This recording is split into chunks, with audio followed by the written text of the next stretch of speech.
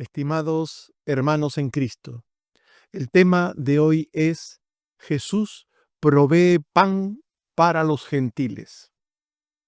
Hace poco meditamos en la multiplicación de los panes en Marcos 6:30 al 44. Allí vimos a Jesús alimentando a una multitud de judíos, mostrando compasión, poder y provisión. Pero hoy estudiamos un pasaje muy parecido y al tiempo muy diferente, profundamente diferente. La alimentación de 4,000 personas en la región de Decápolis, tierra de gentiles. No estamos ante un duplicado del mismo milagro. Estamos ante una segunda lección, ante una expansión del reino de Dios a otras fronteras, ante una nueva enseñanza para los discípulos y también para nosotros. Jesús no solo es pan para los de cerca, sino que también es pan para los de lejos. Cristo no solo sacia a Israel, sino que también sacia a todas las naciones del mundo. Él no solo provee para los suyos, sino que también lo hace para personas que muchos judíos de aquella época consideraban excluidos de la salvación. Este es el mensaje profundo de Marcos 8, 1 al 9. Veamos cómo la compasión de Cristo alcanza a las personas que antes habían estado lejos.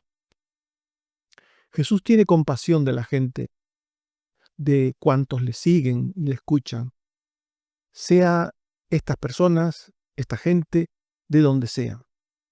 La compasión de Jesús no se expresa de igual manera en la primera alimentación milagrosa.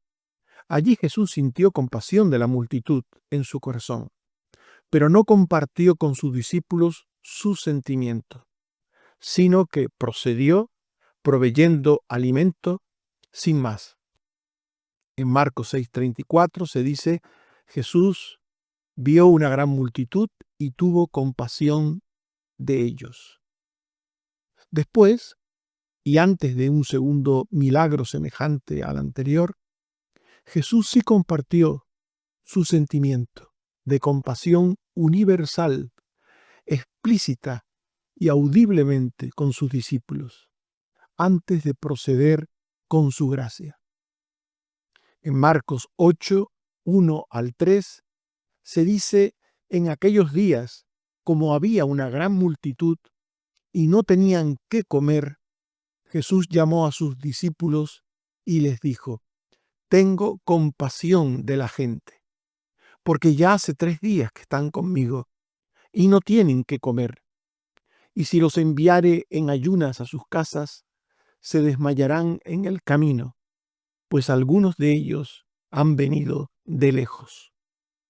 El milagro de Marcos 8 se produce en un contexto diferente en cuanto a la composición de la gran multitud que se benefició del prodigio. Jesús estaba en tierra de gentiles, ministrándoles la palabra y obrando sanidades. Marcos 7:31. Volviendo a salir de la región de Tiro, vino por Sidón al mar de Galilea, pasando por la región de Decápolis.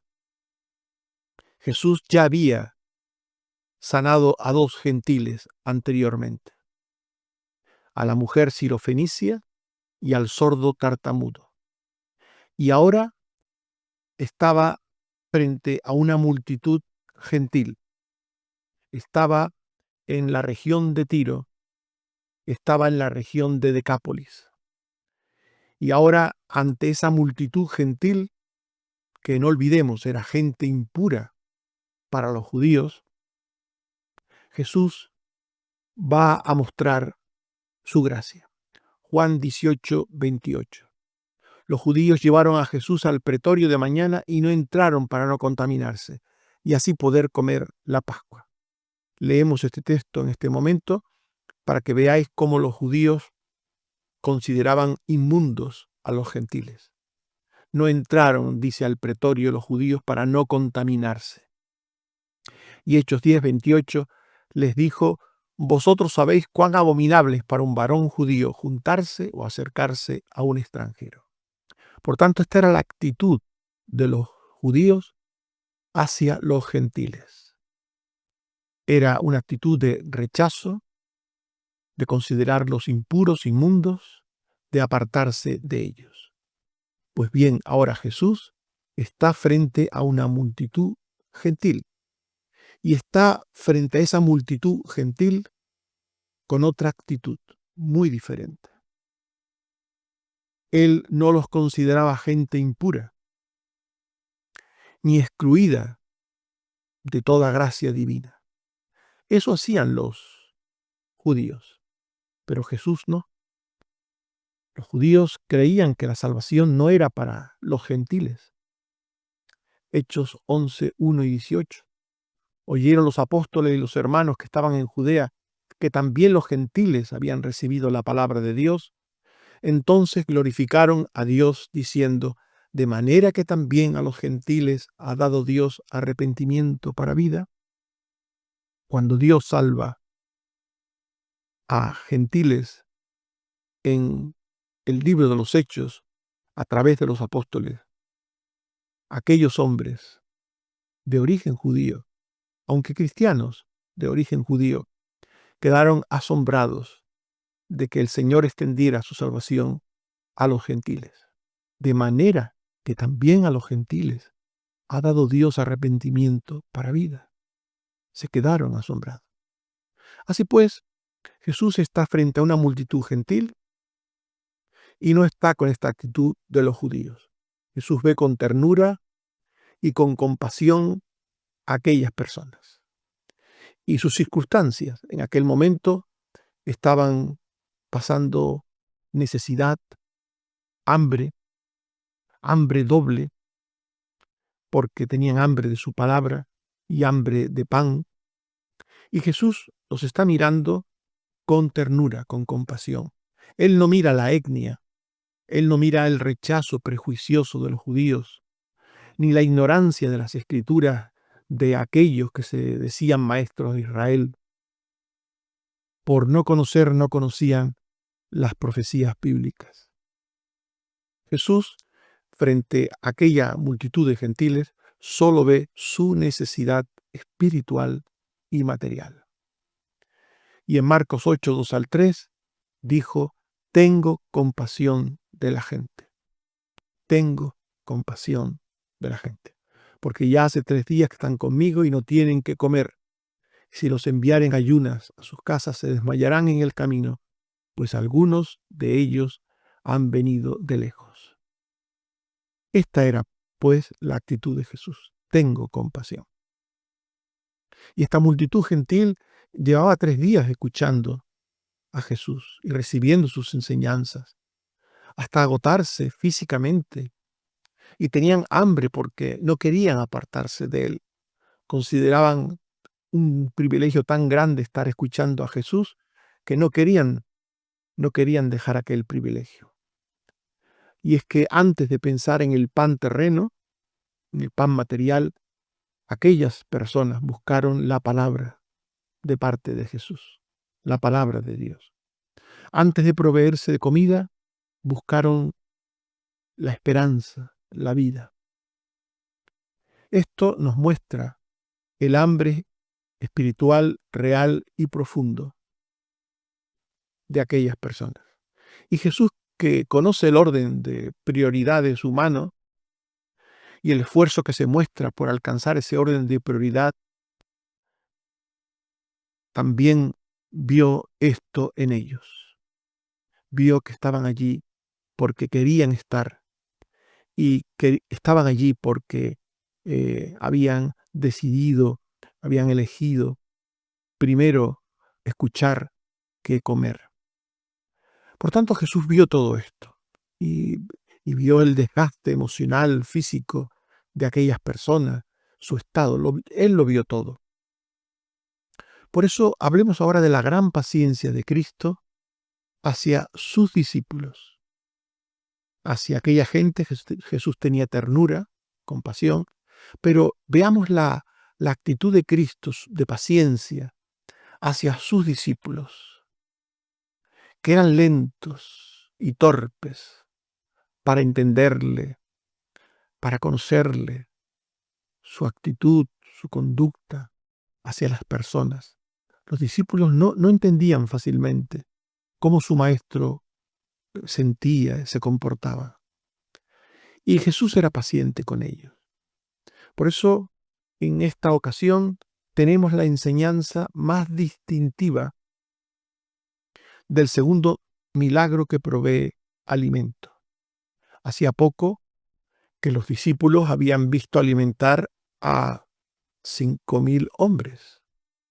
Los discípulos habían visto que Jesús alimentase a 5.000 hombres. No olviden, hombres, sin contar a las mujeres y a los niños. Este era el modo hebreo, contar a los hombres, a los varones. Después de lo cual recogieron 12 cestas de pan y pescado. Pero al ver a esta nueva multitud y su necesidad, los discípulos volvieron a dudar. Lo mismo que hicieron en el milagro frente a los hebreos, hicieron ahora frente a los gentiles. Marcos 8:4. Sus discípulos le respondieron: ¿de dónde podrá alguien sacar pan a estos aquí en el desierto? Esto fue lo que pensaron. ¿De dónde saldrá el pan? Ellos habían visto a Jesús obrar. Habían visto el milagro de Jesús. Habían visto que Jesús saca de donde no hay. Pero nuevamente se preguntan, ¿de dónde? No piensan en lo sucedido anteriormente. No habían aprendido de lo sucedido, de lo acontecido. No habían aprendido. Hay personas que son así, les pasa así.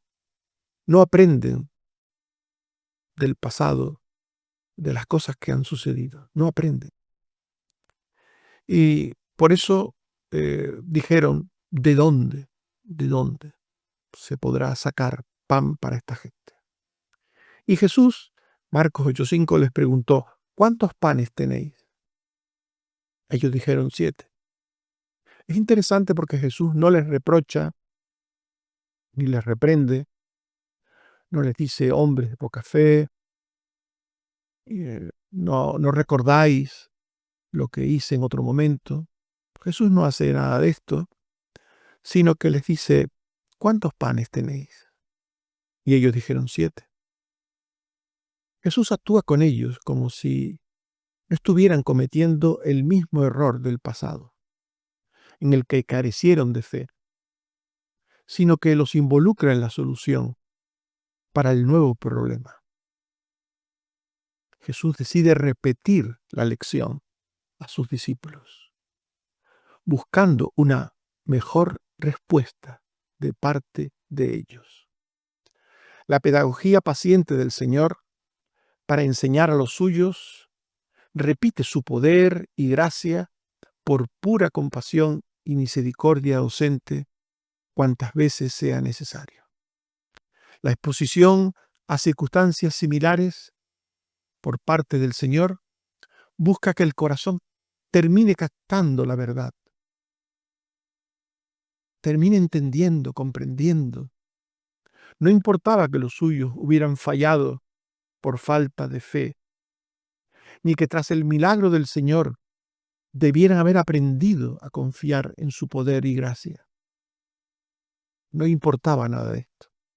Aún así, Jesús insiste y los conduce a enfrentar una situación semejante, buscando una respuesta de fe. No habían tenido una respuesta de fe en el primer milagro de la multiplicación de los panes y los peces a los hebreos, y Jesús les provee una experiencia semejante para darles la oportunidad ahora, otra vez, de tener fe. Por tanto, Jesús va a enfrentarlos a nuevos acontecimientos que recuerdan experiencias pasadas.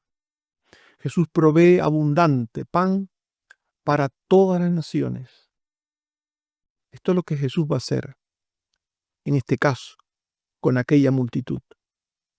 Abundante pan para todas las naciones, para el mundo. Ese concepto bíblico del mundo, del que tantas y tantas veces ya les he hablado y les he dicho, que son todas las personas sin distinción.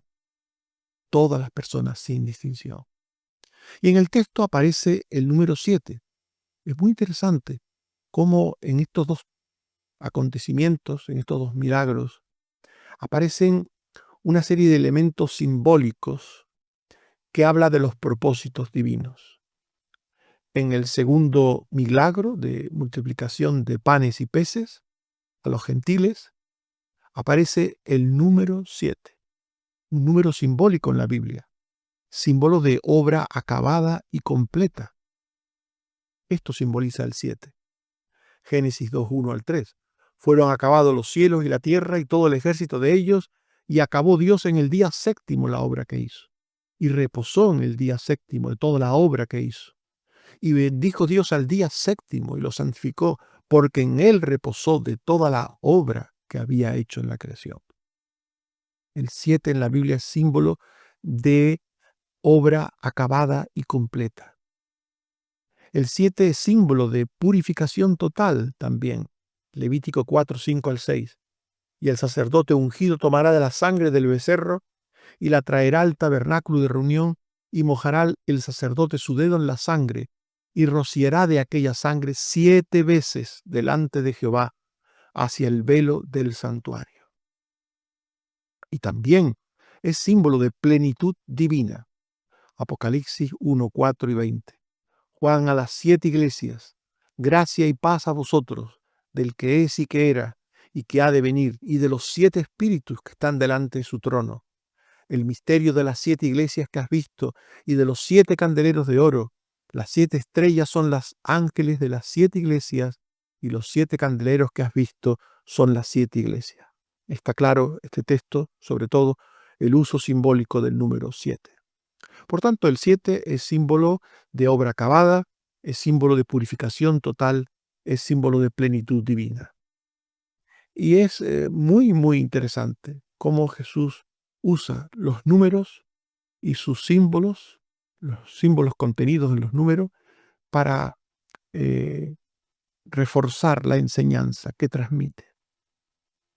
En Marcos 6 y Marcos 8 aparecen numeraciones distintas.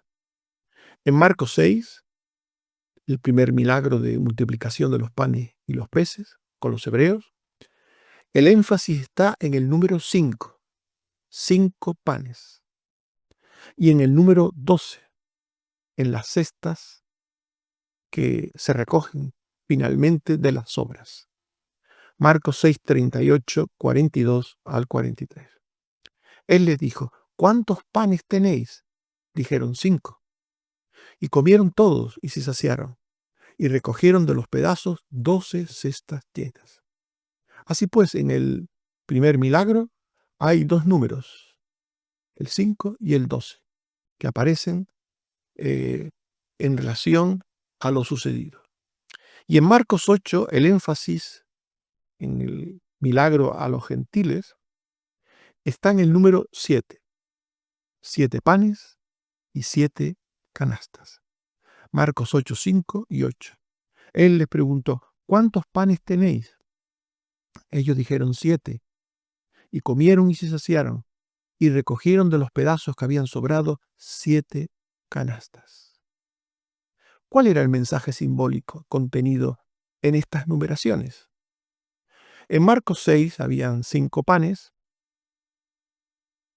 porque el 5 es símbolo de la ley. 5 libros tiene la ley. El Pentateuco son 5 libros. Y 12 cestas Aquí la palabra griega kophinoi habla de cestas pequeñas, las típicas cestas pequeñas de los judíos. Nos habla de las 12 tribus de Israel. Por tanto, en el primer milagro aparece el 5 para referirse al pueblo sujeto a la ley, los hebreos, y el 12 para hablar de ese mismo pueblo, de las 12 tribus de Israel.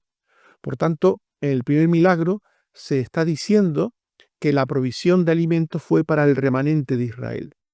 Dios proveyó por Jesucristo pan para su pueblo Israel. Pan del cielo, pan milagroso, pan de gracia para su pueblo Israel. Marcos 6, 38, 42 al 44. ¿Cuántos panes tenéis? Dijeron 5, y se saciaron, y recogieron de los pedazos 12 cestas llenas, y comieron 5,000 hombres. Marcos 7, 27. Jesús les dijo, deja primero que se sacien los hijos. Según esta enseñanza de Jesús última que hemos leído, este versículo, primero debían comer los hebreos del pan del cielo. El primer milagro de la multiplicación de pan y peces fue para los judíos. Ellos comieron primero del pan del cielo. Y en Marcos 8 se repartieron 7 panes a la multitud para darles de comer, y se recogieron 7 canastas. La palabra espírides, canastas, es una palabra que se diferencia de la anterior, de kophinoi, cesta. En el caso hebreo se recogieron cestas, kophinoi, cestas pequeñas de los judíos. En el caso siguiente se recogieron canastas, espírides, que eran las típicas canastas grandes de los gentiles. Aquí la provisión de alimentos fue para los gentiles. Marcos 8, 5 y 8. Él les preguntó, ¿cuántos panes tenéis? Ellos dijeron 7, y comieron y se saciaron, y recogieron de los pedazos que habían sobrado 7 canastas. Todas estas cosas que a alguien le puede parecer simple casualidad o no tener nada que ver, en ninguna manera es así. No es casual que se hable de 5 y 12 con los judíos, que se hable de cestas con los judíos, y no es casual que se hable de 7 y de canastas con los gentiles. El 7 en Marcos 8 representa a la plenitud del don de gracia para todos sin distinción. En Marcos 8 se cuenta a todos los comensales. Se dice que habían 4,000 personas. A todos los comensales, hombres y mujeres, según el modo gentil. En Marcos 8 se cuenta a todos sin distinción, sin diferencia de su sexo, de su categoría en la familia, a todos. Marcos 8, 6 y 8, 9. Jesús, tomando los 7 panes, habiendo dado gracias, dio a sus discípulos para que los pusiesen delante de la multitud, y comieron y se saciaron, y recogieron de los pedazos que habían sobrado 7 canastas. Eran los que comieron como 4,000, los que comieron.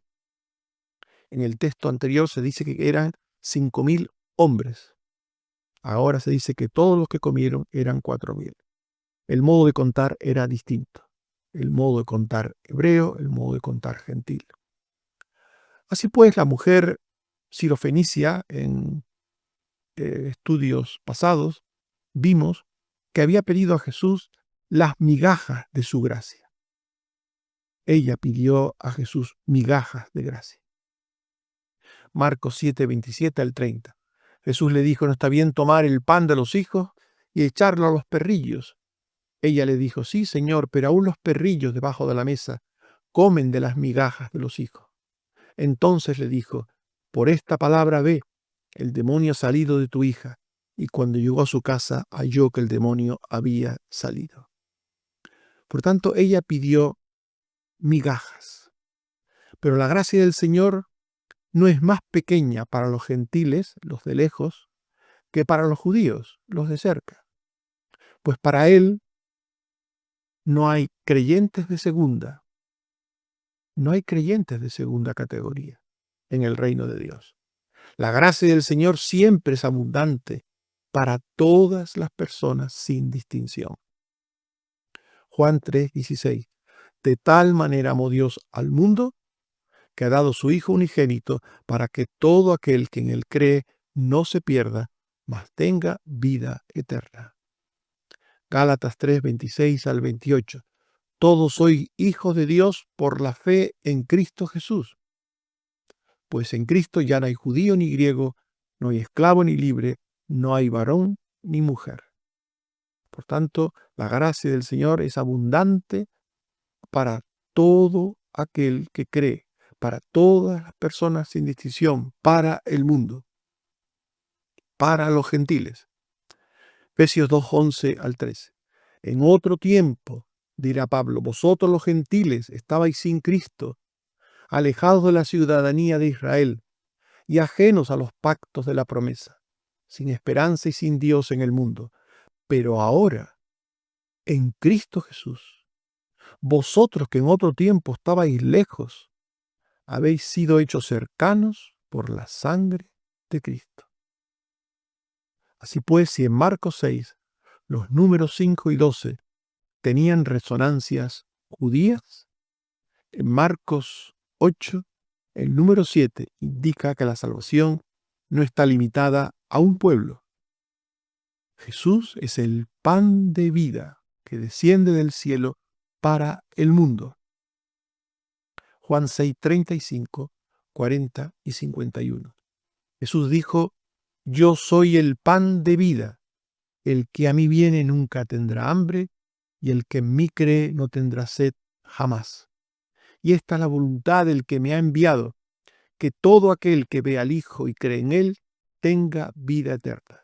Mirad esta frase, todo aquel, para diferenciarlo del contexto judío, para que todo aquel habla de toda persona, sin distinción. Yo soy el pan vivo que descendió del cielo. Si alguno comiere este pan, vivirá para siempre. Y el pan que yo daré es mi carne, la cual yo daré por la vida del mundo. Por tanto, Jesús vino a proveer pan. Pan para el mundo. Pan para los judíos. Pan para los gentiles. Esto nos lleva a pensar lo siguiente. Nadie está demasiado lejos de Cristo por su condición étnica, social, cultural, etc. La gracia del Señor rompe prejuicios y nos llama a mirar a todas las personas, sin distinción, con igual misericordia. Busquemos primero la palabra. Busquemos primero la palabra. Los gentiles estuvieron 3 días escuchando a Jesús antes de comer. La prioridad es Cristo, no el pan, no lo material. Jesús tiene paciencia con nuestros fallos. Él tiene paciencia. Los discípulos repitieron el mismo error y Jesús volvió a enseñarles sin reproche. Jesús provee mucho, mucho, partiendo de poco. Partiendo de poco. La gracia de Dios es abundante para todas las naciones. Cristo es el pan de vida para todas las personas sin distinción. Somos enviados a compartir ese pan, a Cristo, el pan del cielo, al mundo, el pan que sacia a todo aquel que en él cree. Y así como Jesús sació a la multitud, la iglesia está llamada a llevar a Jesús a todas las personas sin distinción. Que Él nos ayude a entender todas y cada una de estas cosas. Amén. Oremos. Señor, te agradecemos tu palabra que nos muestra el eterno propósito redentor que tuviste en Cristo desde el inicio de los tiempos, desde antes de la fundación del mundo. Tu propósito era redimir al mundo, a todas las personas sin distinción, a todas las naciones, a toda lengua, tribu y pueblo. Ayúdanos a entender que ese propósito eterno tuyo se materializa en aquellos que escogiste desde el principio para salvación y a los cuales vienes en el tiempo y en el espacio a través de tu Santo Espíritu a sus corazones para abrirles el corazón a tu gracia y de tu poder.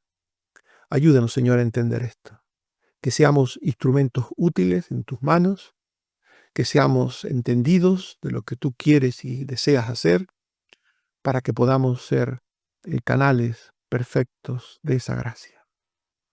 Gracias, Señor, por tu misericordia en tantas cosas, como puede ser la salud, los cuidados, la protección, la provisión. Gracias, Señor. Nos encomendamos a ti y al poder de tu gracia y te pedimos que tengas misericordia de nosotros en todo lo que tenemos por delante. Por Jesucristo, tu Hijo. Amén. Que el Señor nos bendiga a todos. Amén.